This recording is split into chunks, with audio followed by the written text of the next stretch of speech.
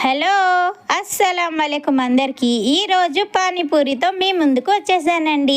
పానీపూరిలో పానీ మాత్రం వేయనండి మా పిల్లలకి పానీపూరి ఇలాగే ఇష్టమండి. కొద్దిగా పూరీల్లో కర్రీ వేసిన తర్వాత టమాటా సాస్ని ఇలా పైన వేస్తానండి. టమాటా సాస్ అంటే మా పిల్లలకి చాలా ఇష్టమండి.